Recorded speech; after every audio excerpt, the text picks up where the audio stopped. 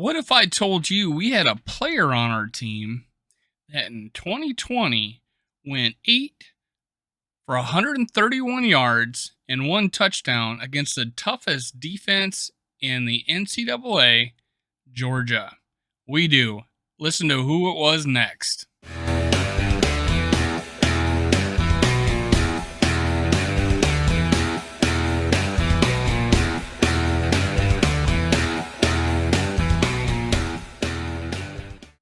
Welcome to Minnesota Sports Talk. I'm your host, Dave. You can follow me on Twitter, Facebook, and TikTok at SkullWorld. Now, please subscribe, like, and comment. All three things will allow you to enter my contest. I have that in the description below. Now, let's get started on who I think is going to make a big difference in this Minnesota Vikings offense. So, news broke earlier today that Kyle Rudolph was going to go to the Tampa Bay Buccaneers, sign a 1-year deal. It broke this way. Tom Brady has a new tight end. The Bucs are signing veteran Kyle Rudolph to a 1-year deal per source. A 2-time Pro Bowl pick, Rudolph spent 10 years in Minnesota before playing for the Giants in 2021. Now he figures as a big piece of the post-Gronk plan in Tampa. This is an interesting one. This is from Adam Schefter. He says, Kyle Rudolph chose to play in Tampa despite the fact that former Michigan QB Tom Brady told his new tight end that he can't be his first read because he went to Notre Dame. So that was kind of funny, and it sounds just like Tom if you ever see him on, you ever listen to his or read his messages on Twitter and stuff. So Kyle Rudolph, there was talks that he could reunite with the Vikings, and because we had a pretty shallow tight end group, that it would make sense for the Vikings to sign him to close to a veteran minimum. I don't know how much he's making in Tampa, but I think the opportunity to play with Tom Brady was too great for him. I'm sure he's going to love playing for him, and, it was probably a good move for him. Now, I opened this video saying that we had a tight end that caught 8 balls for 131 yards and 1 TD against the Georgia Bulldogs in 2020, who ended up being a good defense that year, but an even better defense the year after that. And he had a 35-yard catch, another 24-yard catch, broke a tackle, things like that, all in the video. And that receiver or tight end is Nick Muse. He has a brother who was drafted. He's in his 3rd year and plays linebacker. So he's an NFL family. It's in his bloodline. He's 6'5", 259, 30 pounds bigger than his brother. 25 pounds bigger than his brother. He has a little shorter arms, like they're a little sub 32 inches. His hand size are not bad, like 9 3/4. He had a good, like a 4.71 40 time. It's not elite.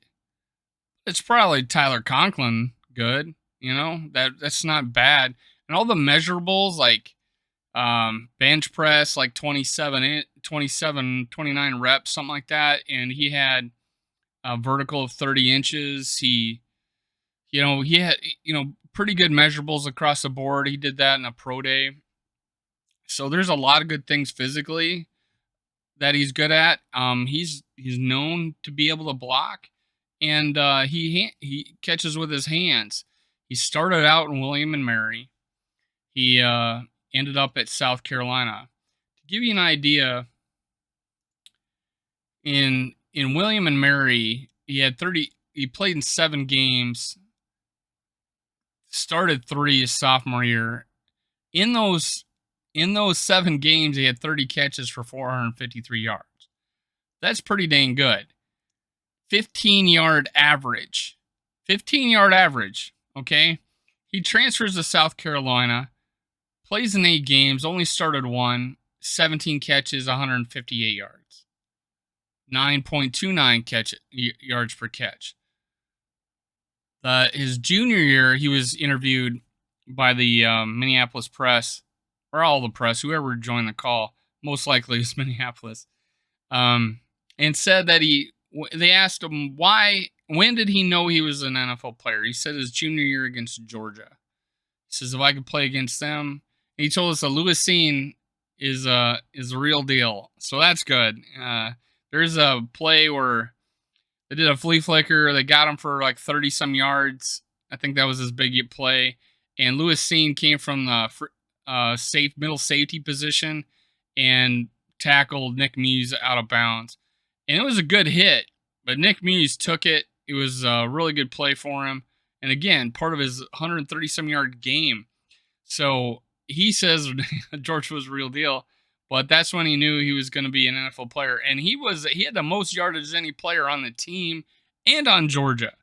So he was the biggest offensive weapon. Now, Georgia blew him out, but he was the biggest offensive weapon on either team for that day.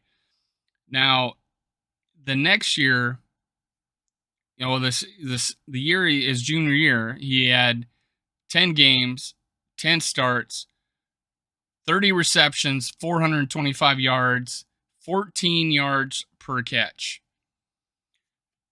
So it's not like he was taking quick outs, a little hitches.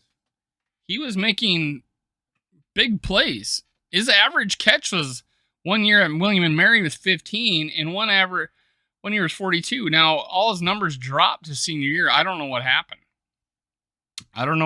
There. But there's no report of injury or anything like that. So if he's capable to do that at age 22, his junior year, because he was a super senior because of transfer rules and COVID, that his senior year he didn't get much done.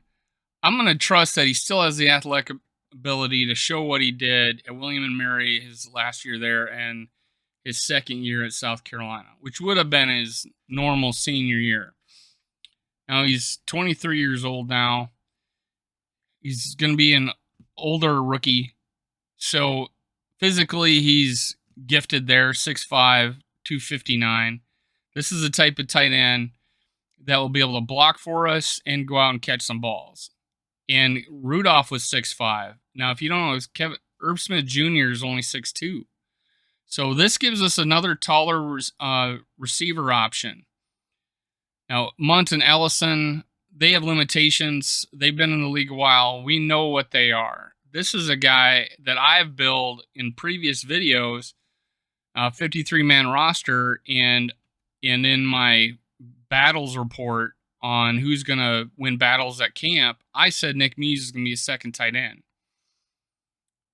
because of his physical traits and the flashes that he has put out there. 2 years in a row with over 14 yards per catch. Not in a row, but in his career in college.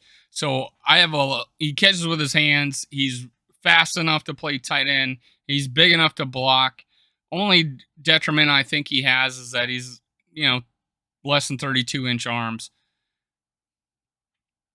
But he's most likely in this offense, he's not going to be, one-on-one against a Pro Bowl DN. Now, one thing he can tell you is that he played against DJ Wanham. And he led our team in sacks last year. He's an NFL above average NFL defensive end, maybe even might break out. Might be switching outside linebacker a little bit. He played both in college. But Nick Muse blocked him in practice. And he says, I already have experience blocking against an NFL caliber player every day in practice. DJ Wanham. And apparently they still communicate with each other. So they're apparently friends. So it's a good fit.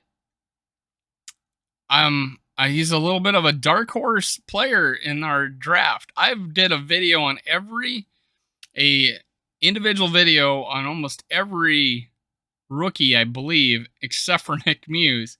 So he flew under my radar, but then I started looking at 53-man rosters, and I pulled up Nick Muse video, and I said, hey, this guy can win the job. Now, this isn't the sexiest video I've ever done since I've been doing YouTube, but it could be an important piece.